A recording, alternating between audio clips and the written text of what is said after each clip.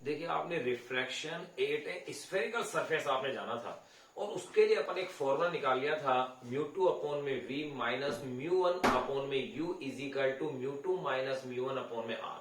ये एक फॉर्मूला लिया था। ये फॉर्मूला तब था जबकि ऑब्जेक्ट रेयर मीडियम में था। अगर डेंस मीडियम के अंदर अगर ऑब्जेक्ट है और फिर अगर उसका इमेज फॉर्मेशन देख रहे हैं तो यही फॉर्मूला ऑपोजिट हो जाएगा। यानी इसमें आपको ये ध्यान रखना है कि म्यू टू के स्थान पर म्यू वन आ जाएगा और म्यू वन के स्थान पर म्यू टू आ जाएगा। अब ये जो फॉर्मूला है इस पर बेस्ड जो न्यूमेरिकल्स है, इन न्यूमेरिकल्स को अपन यहाँ डिस्कस करेंगे। लेकिन डिस्कस से पहले एक दो पॉइंट अपन ये नोट कर लें कि ये फॉर्मूले कैसे अपन को अप्लाई करने हैं, तो वो देखिएगा। जो अपन ने टॉपिक छोड़ा था उससे आगे का देखें तो पहला पॉइंट अपन ये कह सकते हैं, इफ ऑब्जेक्ट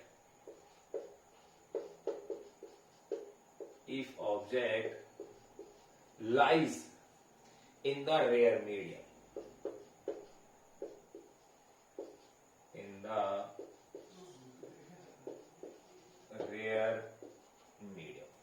अगर रेयर मीडियम में अपन ने ऑब्जेक्ट को रखा है तो देखिए उसके लिए फॉर्मूला आपके पास क्या आता है। इन फॉर्मुलों पर बेस्ड जो न्यूमेरिकल्स हैं उनको ही अपन यहां डिस्कस करेंगे।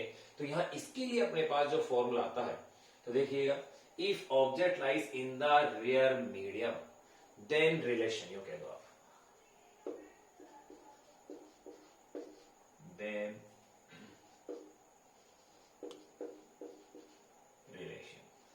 ये तब अगर अपन रिलेशन को देखें तो यहां इसके लिए अपने पास रिलेशन आता है ये फॉर्मूला, म्यू टू अपॉन में v minus mu one upon में u is equal to mu two minus mu one upon में are.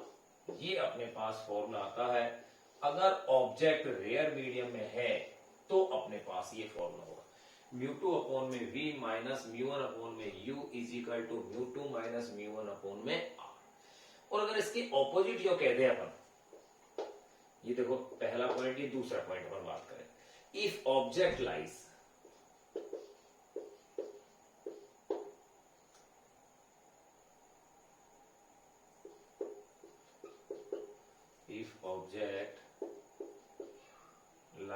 in the denser medium, अगर ऑब्जेक्ट डेंसर मीडियम में है तब अपन उसके लिए क्या फॉर्मूला लेंगे। उससे पहले इस फॉर्मूले के बारे में एक बात और आप जान ले, ये जो आपके पास डेरिवेशन से ये जो इक्वेशन अपने पास आई थी, इस इक्वेशन के लिए कह सकते हैं अपन कि ये जो इक्वेशन है इज वैलिड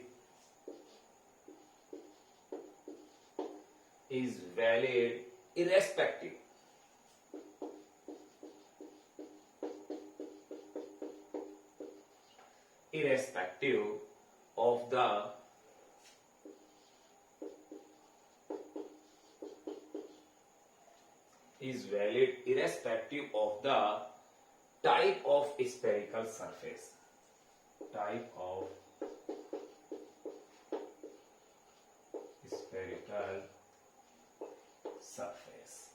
तो ध्यान रहे, is valid irrespective of the type of spherical surface, यानी कैसे भी स्पेरिकल सरफेस हो सबके लिए ये फॉर्मूला क्या है, वैलिड है किसी भी तरह की। लेकिन बस ये आना चाहिए कि ऑब्जेक्ट किस मीडियम में है, रेयर मीडियम में है। ये है तो ये फॉर्मूला होगा। इसी तरह देखें number second, if object lies in the denser medium then relation. तब अगर अपन रिलेशन देखें तो देखिएगा, तब अपने पास रिलेशन ये इस प्रकार बनेगा। अब if object lies in the denser medium then relation, तो देखिए मैंने क्या बताया, इसको आप ऐसे लें, म्यू टू के स्थान पर क्या ले लेंगे, म्यू वन, और म्यू वन को रिप्लेस आप कर देंगे किससे, म्यू वन को रिप्लेस कर देंगे म्यू टू से, और म्यू टू को रिप्लेस कर देंगे आप म्यू वन से, यानी इतना सा आपको चेंज कर देना है। तो देखिएगा म्यू टू की जगह आप क्या ले लेंगे इसमें, म्यू वन अपॉन में वी माइनस म्यू वन की जगह आप चेंज कर दो, क्या हो जाएगा, म्यू टू, क्योंकि मीडियम चेंज हो गया। अब ऑब्जेक्ट डेंसर मीडियम में is equal to mu one minus mu two upon में आर। ये आपके पास इक्वेशन आ जाती है। अब इसी इक्वेशन को आप थोड़ा सा मॉडिफाइड और कर सकते हैं। कैसा मॉडिफाइड कर सकते हैं कि इसकी दोनों जो साइड है, इन दोनों साइड को आप नेगेटिव से मल्टीप्लाई कर दें। ये भी इक्वेशन आपके लिए राइट है, इसको भी यूज कर सकते हो। अगर नेगेटिव से, अगर इसको नेगेटिव साइन से मल्टीप्लाई आप करते हैं तो ये तो हो जाएगा पॉजिटिव, यानी कि म्यू टू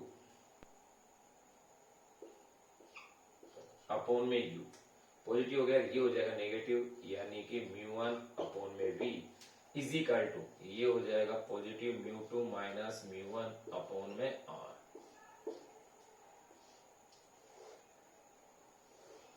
ये आ गई। तो इस इक्वेशन को ध्यान रखना, ये इक्वेशन तो आपके लिए किसके लिए है, जब ऑब्जेक्ट रियल मीडियम में था। न्यूमेरिकल्स हल करते, सोल्व करते वक्त अपन को यही चीज ध्यान रखनी है कि ऑब्जेक्ट किस मीडियम में है। अब चाहे अपने पास कॉन्वेक्स हो, स्फेरिकल सरफेस या कॉनकेव हो, फॉर्मूला सेम अप्लाई होगा, ये भी और ये भी, बस मीडियम का डिफरेंस आएगा। तो यहां आपके पास ये मैंने बता ही दिया है।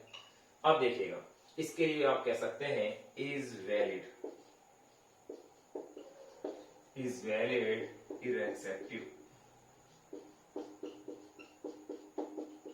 irrespective of the type of spherical surface, यानी स्फेरिकल सरफेस के टाइप पर डिपेंड करेगा, चाहे वो कॉन्वेक्स हो या कॉनकेव हो। यो कह सकते हैं यही फॉर्मूला अप्लाई होगा। केवल अपन को एक फॉर्मूला ध्यान रखना है, सेकंड फॉर्मूले में इतना सा आपको चेंज कर देना है कि म्यू वन के रिप्लेस कर दो आप म्यू टू से, म्यू टू को रिप्लेस कर दो म्यू वन से, इतना सा आपको करना है। 2 पॉइंट्स ये हो गए। एक थर्ड पॉइंट और अपन देख लें, ये देखो न्यूमेरिकल के पर्पज के अपने पास पॉइंट है। थर्ड पॉइंट ये कह सकते हैं कि real image forms,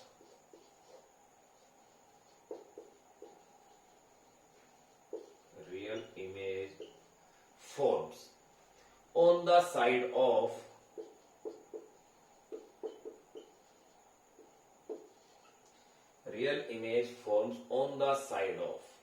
a refracting surface,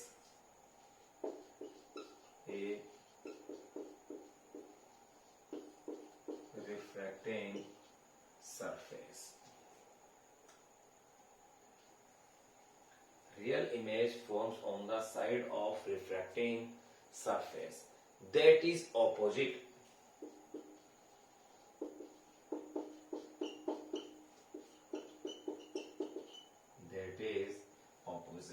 real image forms on the side of a refracting surface that is opposite the object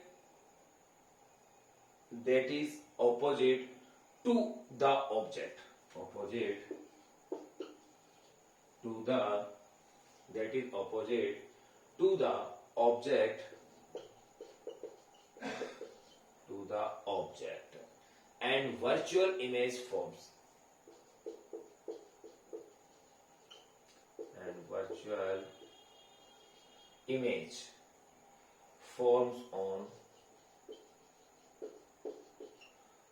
virtual image forms on the same side, on the same side as the object। तो ध्यान रहे, अगर real image बन रही है तो object के opposite side में होगी।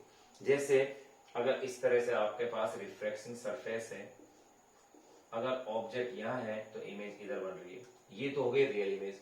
लेकिन वर्चुअल इमेज की बात करें तो वो जिधर ऑब्जेक्ट है उधर ही क्या बनेगी, आपके पास वर्चुअल इमेज बनेगी। ये तो आपने देख लिया कि real image forms on the side of a reflecting surface that is opposite to the object and virtual image forms on the same side as the object. एक बार इन पॉइंट्स को आप नोट कीजिए। अब अपन इन पॉइंट्स के बाद जो है अपन न्यूमेरिकल्स जो है, इन पर बेस्ड जो न्यूमेरिकल्स हैं इनको अपन सोल्व करते हैं, ताकि ये फॉर्मूले किस तरह से अप्लाई करने हैं, कहां आपको साइन कन्वेंशन यूज करना है, वो चीज अपनी एक बार क्लियर हो जाए। एक बार इसे नोट कीजिएगा।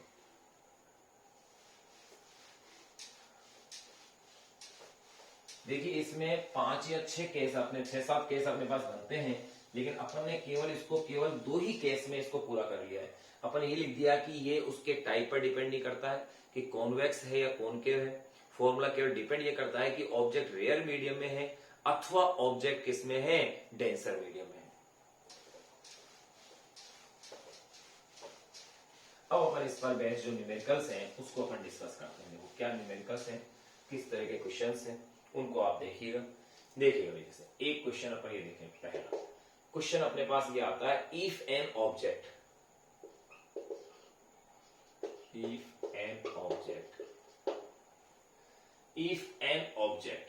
lies at a distance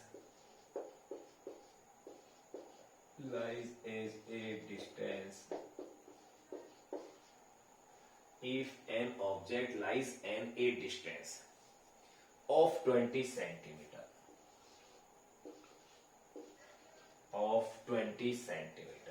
from the convex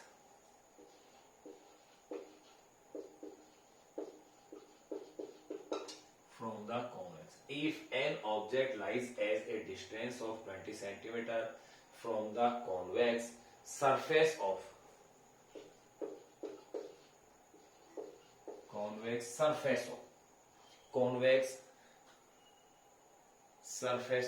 देखो अगर ये थोड़ा कर रहा हूं, if an object lies at a distance of 20 centimeter from the convex surface of radius of curvature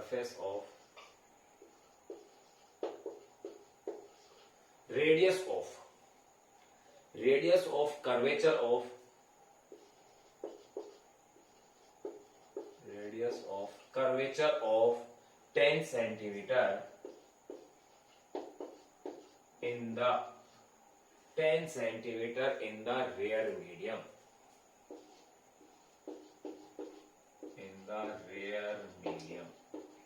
तो देखो आपने क्या देखा, if an object lies as a distance of 20 centimetre from the convex surface of radius of curvature of 10 centimetre in the rare medium. Important यही हो गया कि किस मीडियम में है, रेयर मीडियम। तक ये तो पता चल गया कि अपन को फॉर्मूला कौन सा अप्लाई करना है। Then find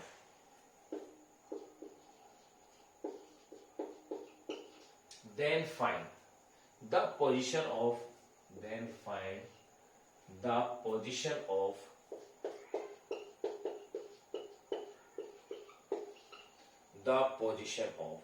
the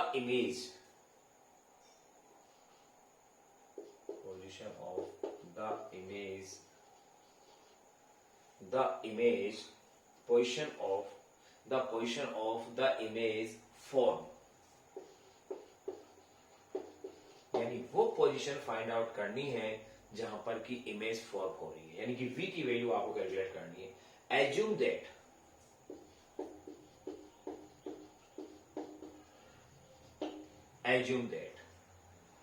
the refractive index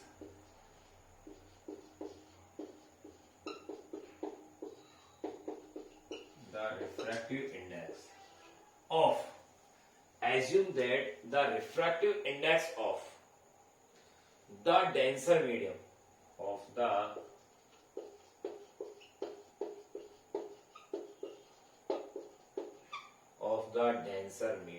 is 2.0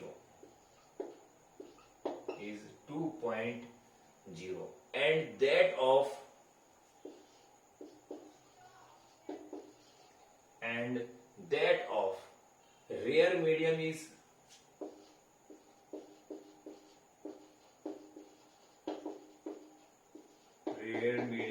1.0।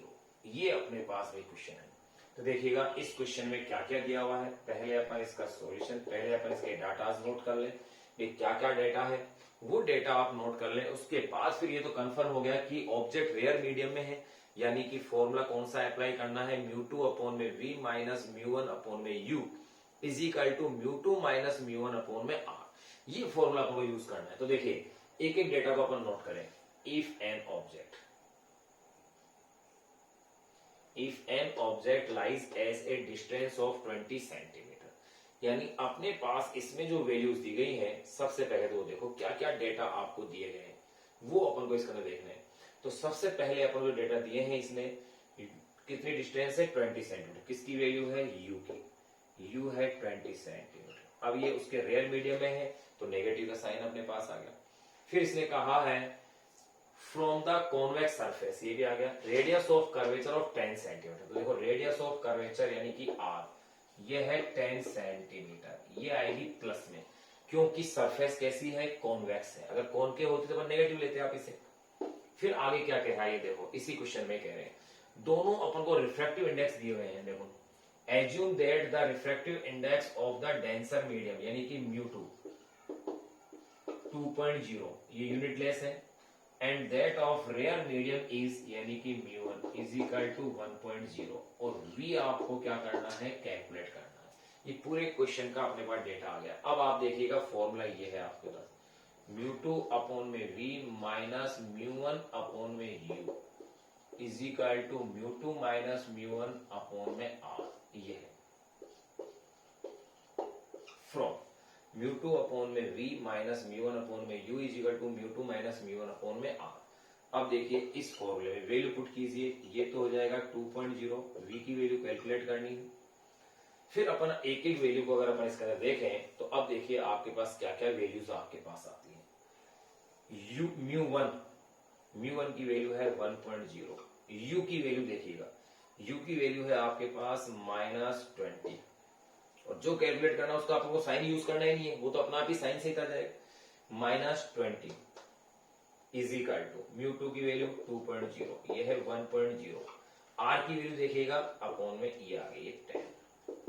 अब इसकी सिंपल मैथमेटिक्स अपन को क्या करनी है, सोल्व करनी है। तो देखिए ये आ गया है 2.0 अपॉन में v, माइनस माइनस ये प्लस हो जाएंगे यानी कि +1 अपॉन में 20, माइनस माइनस।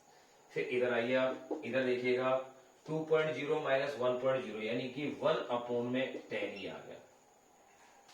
अगर 1 अपॉन में 10 है तो अब देखिएगा फिर से आगे, ये आपके पास है 2.0 अपॉन में v is equal to 1 upon में 10 माइनस 1 अपॉन में 20। अब इसकी सिंपल मैथ को आपको सोल्व करना है। तो देखिएगा 2.0 अपॉन में v इज इक्वल टू 20 को आपने एलसीएम दिया हुआ है 10 का 20 में, तो ये हो गया है 2 माइनस 1 यानी 2.0 अपॉन में v इज इक्वल टू 2 में से 1 को कैंसिल कीजिए आप, ये रह गया है 1 अपॉन में 20 यानी कि v इज इक्वल टू हो गया है 2.0 इंटू 20, या आप इसे कह दीजिए v is equal to 40 centimetre. और ये किस में आ रहा है, प्लस में आ रहा है, v इज इक्वल टू 40, यानी कि इमेज जो बन रही है, ऑब्जेक्ट रेयर मीडियम में रखा हुआ है और इमेज जो है उसके ऑब्जेक्ट के ऑपोजिट साइड में इस तरफ बन रही है, इस तरफ। अगर यही नेगेटिव होता तो अपन कह सकते हैं कि इमेज जो है ऑब्जेक्ट वाली साइड में बन रही है। एक क्वेश्चन आपका सोल्व हुआ, एक बार इसे नोट कीजिए एज इट ऐसे कैसे। अब नेक्स्ट क्वेश्चन पे अपन आते हैं। नेक्स्ट क्वेश्चन देखो क्या है।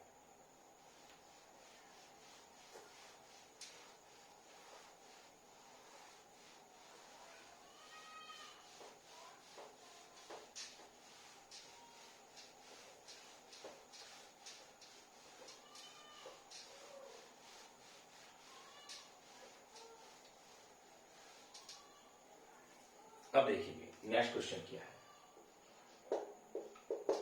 नेक्स्ट क्वेश्चन ये कह रहे हैं a point object,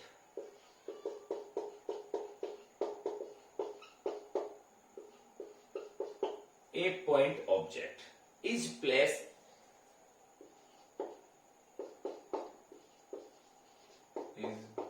in, a point object is placed in air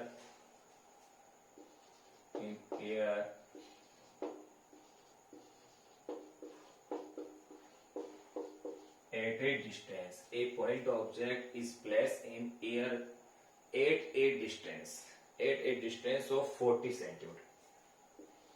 Distance of 40 centimeter. From a point object is placed in a air at a distance of 40 centimeter. From a concave.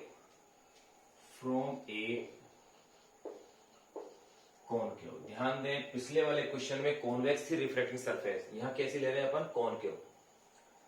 From a concave reflecting surface, from a concave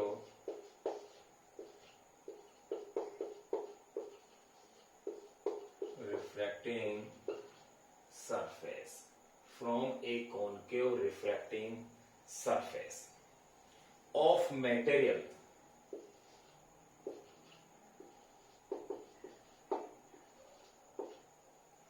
a point object is placed in air at a distance of 40 centimeter from a concave refracting surface of material of refracting index surface of material of refracting index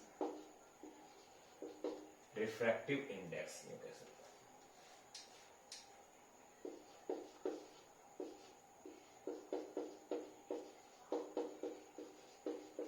refractive index refracting surface of material of refractive index 1.5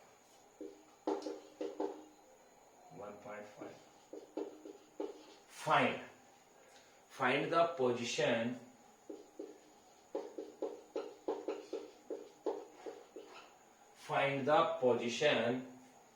of the image of the image find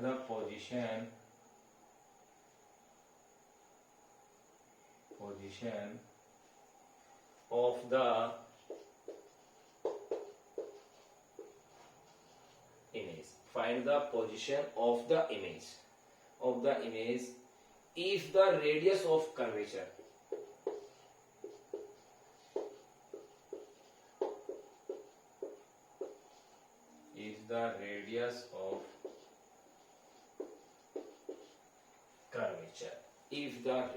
of curvature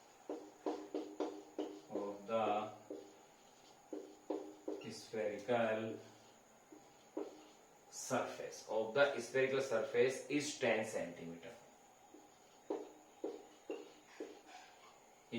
10 centimeter देखिए ये अपने पास question है वापस देखें a point object is place in air यानी कि air का means क्या हो गया रेयर मीडियम में है ये at a distance of 40 centimetre u की वैल्यू आपको 40 सेंटीमीटर दी हुई है from a concave refracting surface of material of refractive index 1.5 एक वैल्यू दी हुई find the position of the image if the radius of curvature of the spherical surface is 10 centimetre ये लो सारे डेटाज अब हमको दिए हुए हैं केवल आपको वी कैलकुलेट करना है इस क्वेश्चन में तो देखिए a point object is place in air at a distance of 40 centimetre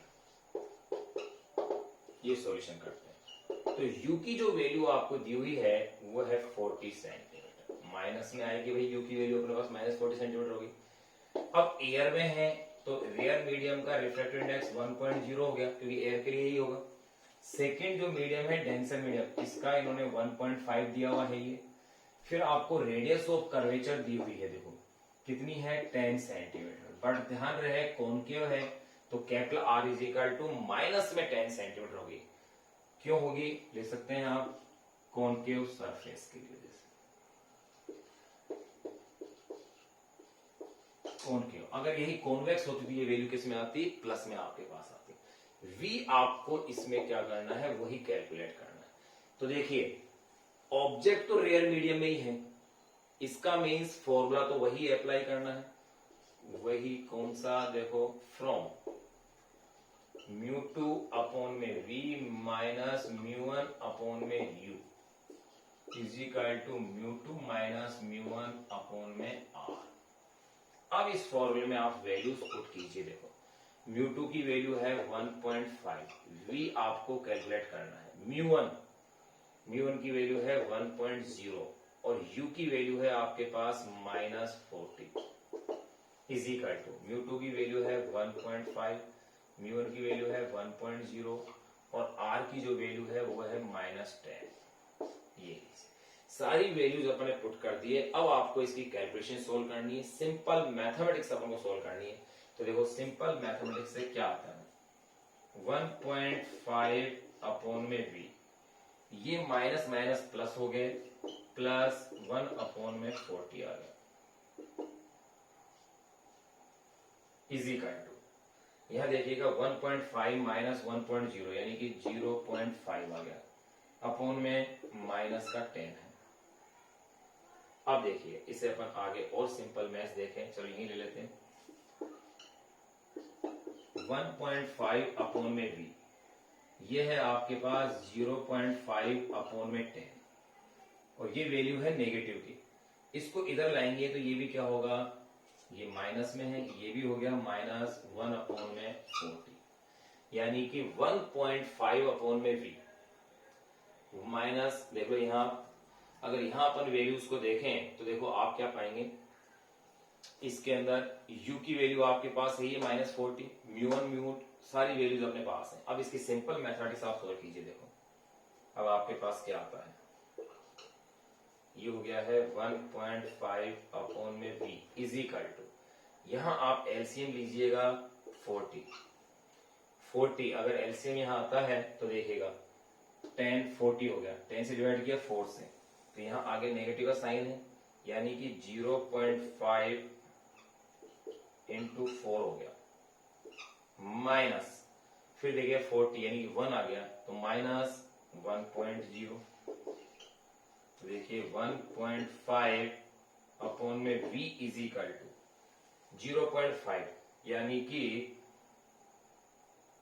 ये तो हो गया है 2 माइनस के 2.0 माइनस 1.0, क्योंकि 4 इंटू 5 20 पॉइंट क्या है ये, अपॉन में क्या है 40 है, यानी कि 1.5 अपॉन में v, 2 में से 1 को माइनस कीजिए, माइनस में से तो प्लस हो जाएंगे भाई, माइनस के 2 और माइनस का 1, यानी कि ये हो गए हैं माइनस के 3 अपॉन में 40।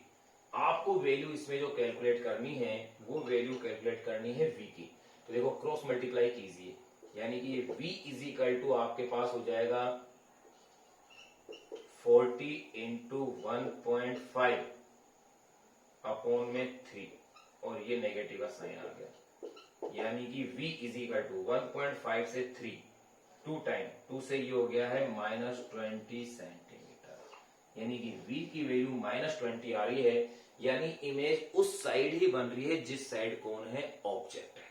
अगर v प्लस में आता तो उसके ऑपोजिट साइड होती, तो आप इसके लिए ये लैंग्वेज आप कह सकते हैं कि ये अगर आपके पास 20 सेंटीमीटर आंसर आ रहा है, इसका मीन्स या दैट इज, आप कह सकते हैं दैट इज द, कुछ भी आप कह दें कि the image is,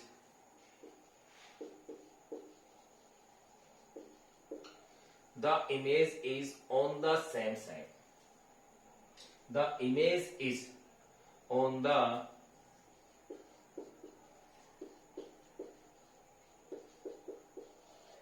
the same side as that of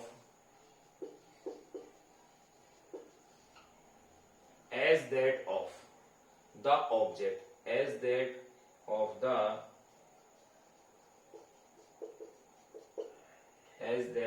the object and lies in air।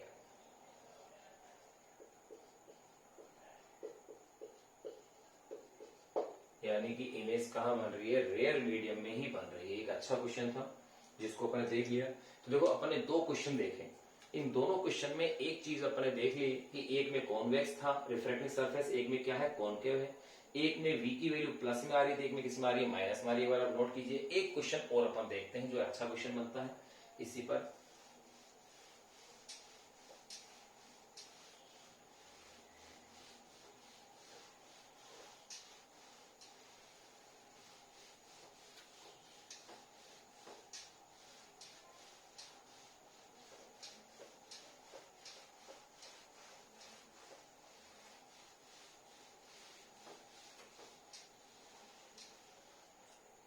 अब देखिए भाई नेक्स्ट क्वेश्चन अपने पास क्या है, क्वेश्चन नंबर 3 की हम बात कर रहे हैं। क्वेश्चन नंबर 3 में कह रहे हैं एक glass sphere of,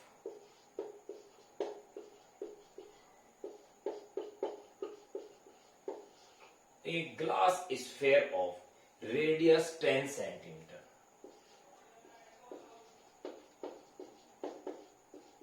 radius 10 centimeter has refractive index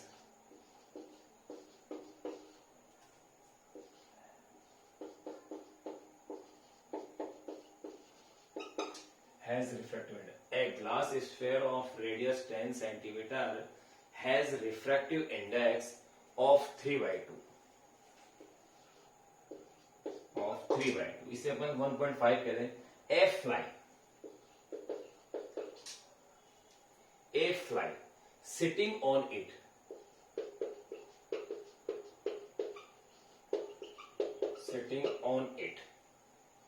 is viewed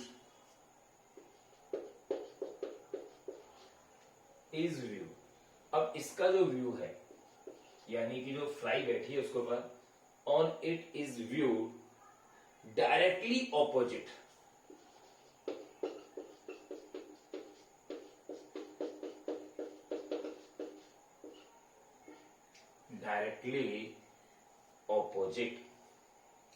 through glass,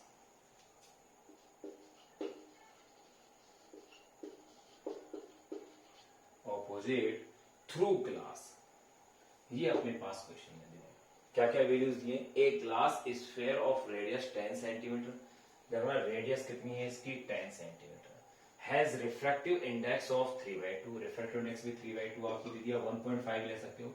A fly sitting on it is views directly opposite through glass. ये पॉइंट है.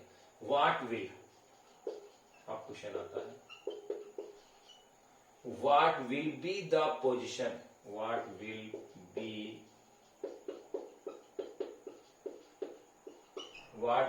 the position of image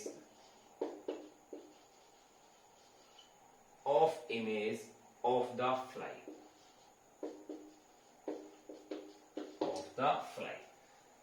what will be the position of the image of the fly. अब देखिएगा आपके पास इसमें क्या है, सारी values आपको दी हुई है इसके अंदर. आप इसमें ये तो देख लिया कि वो किस मीडियम में है, रेयर में है, डेंस में है, ये अपन ने चेक कर लिया कि जो फ्लाई है वो डेंस मीडियम, यानी इसके लिए जो फॉर्मूला हो गया जस्ट उल्टा फॉर्मूला हो गया. यानी अब इसके लिए फॉर्मूला अपन जो अप्लाई करेंगे वो ये हो जाएगा μ2 अपॉन में u, μ2 अपॉन में u प्लस μ1 अपॉन में v, और v आपको इसमें कैलकुलेट करना है, is equal to μ1 minus μ2 upon में r. ये वाला फॉर्मूला आपको इसके अंदर क्या करना है, यूज करना है. अब इस फॉर्मूले में वैल्यूज आप पुट कीजिए. देखो माइनस μ2 की वैल्यू आपके पास क्वेश्चन में कितनी है, 3/2 है. 3/2 का मीन्स 1.5 ले लीजिए आप इस, ये लो. u की वैल्यू कितनी है, देखो एक glass sphere of radius 10 centimetre, radius उसकी 10 सेंटीमीटर है, हैज रिफ्रैक्टिव इंडेक्स भी दे दिया. A fly sitting on it a view directly opposite, ये लो directly opposite, just double distance हो गई उसकी, डायरेक्टली ऑपोजिट. यानी कि u की वैल्यू आपके पास जो आ गई है वो है नेगेटिव में तो होगी, लेकिन इसे 2 into 10 कह दीजिए. फिर आ जाए प्लस μ1 क्योंकि एयर से है तो 1 इज इक्वल टू 1.0 अपॉन में v इज इक्वल टू, फिर आ जाए μ1 कितना है 1.0, μ2 कितना है 1.5, r कितना दिया हुआ है आपको उसके ऑपोजिट में है यानी कि -10. ये लो अपने पास सारी वैल्यूज हैं. अब केवल इसकी सिंपल मैथमेटिक्स आपको सोल्व करनी, वो आप देखिएगा. माइनस से माइनस ये तो प्लस हो जाएंगे, 1.5 अपॉन में 20, माइनस से माइनस कैंसिल, 1.5 अपॉन में 20, यहां तक अपने पास ये आ गया, प्लस 1.0 अपॉन में v इज इक्वल टू, ये हो गया है 0.5 अपॉन में -10. फिर आगे देखिएगा, ये हो गया है 1.0 अपॉन में v is equal to 0.5 minus 1/10, इसको इधर ले जाइए, -1.5 अपॉन में 20, यानी कि 1.0 अपॉन में v. एलसीएम लीजिए, ये आ जाएगा 20, तो ये रह गया है -0.5 इंटू 2 -1.5 इंटू 1. ये एक स्टेप सिंपल मैथ और मैंने बढ़ा दी एक स्टेप, यानी कि आपके पास अब जो वैल्यू आ रही है वो है 1.0 अपॉन में v. पूरी मैथ सोल्व कर दिए, 0.5 इंटू 2 यानी कि -1.0 -1.5 अपॉन में 20।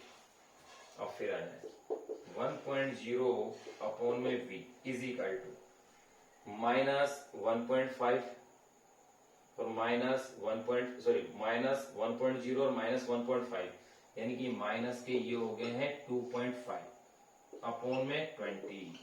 अब क्रॉस मल्टीप्लाई आप इसको कर लीजिए, इसको सोल्व कीजिएगा तो देखिएगा v is equal to value आएगी 1.0 इंटू 20 अपॉन में माइनस के 2.5 अपने पास आ रहे हैं।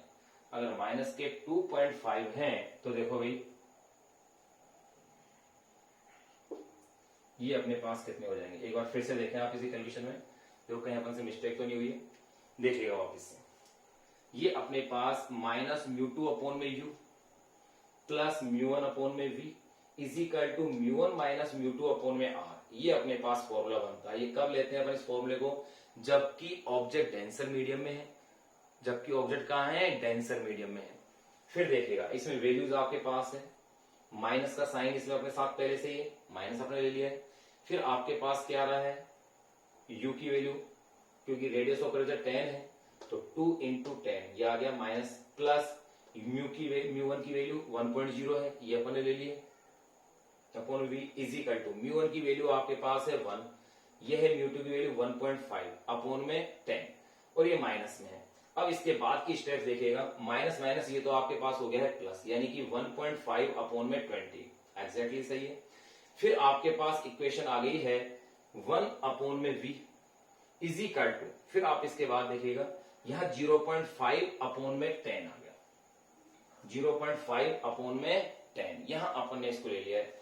तो अब देखिएगा यहां पर 0.5 अपॉन में 10 यहां पर आ गया है, कैसे है देखो 1 में से 1.5 को आप माइनस कीजिएगा, यहां मिस्टेक अपने माइनस प्लस की हो गई, 1.0 माइनस 1.5 तो माइनस के 0.5 आएंगे, नहीं माइनस के क्या आएंगे 0.5, माइनस के 0.5 माइनस के 10। तो अब देखिएगा यहां अब अपने पास चेंज हो गया है, अब ये वैल्यू आपके पास आ गई है कितनी, अब देखिएगा 1.5, यानी इस स्टेप को थोड़ा सा आप चेंज कर लिए, माइनस प्लस का साइन का थोड़ा सा चेंज आ जाएगा इस स्टेप के अंदर। यहां अगर अपन देखें तो अब ये हो जाएगी 1.0 अपॉन में v इज इक्वल टू, ये माइनस माइनस क्या हो जाएंगे, प्लस हो जाएंगे, यानी कि इसको आप ले सकते हैं माइनस से माइनस को कैंसिल करके 0.5 अपॉन में 10, यानी कि ये हो गया है, ये प्लस का हो गया 0.5 अपॉन में 10, फिर ये इधर आके क्या हो जाएगा, माइनस का ये वैल्यू हो गई 1.5 अपॉन में 20। तो अब देखिएगा 1.0 अपॉन में v इज इक्वल टू 0.5, ये माइनस का नहीं है, ये अपने पास प्लस का है, और ये वैल्यू अपने पास माइनस की है ये। फिर आगे देखिएगा 1.0 अपॉन में v इज इक्वल टू, ये अपने पास प्लस का हो गया 1.0 माइनस 1.5 अपॉन में 20। फिर आगे देखिएगा 1.0 में से 1.5, यानी कि ये आ गया आपके पास माइनस का 0.5 अपॉन में 20। तो अब देखिए अब आपके पास v इज इक्वल टू क्या हो गया, क्रॉस मल्टीप्लाई कर लीजिए, यानी कि यहां अपने पास ये माइनस की मिस्टेक अपन कर रहे थे, जो अपने पास क्लियर हो गई कि 1.0 माइनस 1.5 इज इक्वल टू 0.5 होगा, जबकि अपन से 2.5 कर रहे थे। अब देखिए v इज इक्वल टू ये हो जाएगा 1.0 इंटू 20 अपॉन में माइनस 0.5, यानी कि माइनस के 40 सेंटीमीटर। ये उसके अपने पास पोजीशन आ गई है, जो क्वेश्चन में पूछी जा रही थी कि what will be the position of the image of the flight. एक सिंपल और बढ़िया क्वेश्चन था, एक बार आप इसे नोट कीजिएगा एज इट ऐसे कैसे।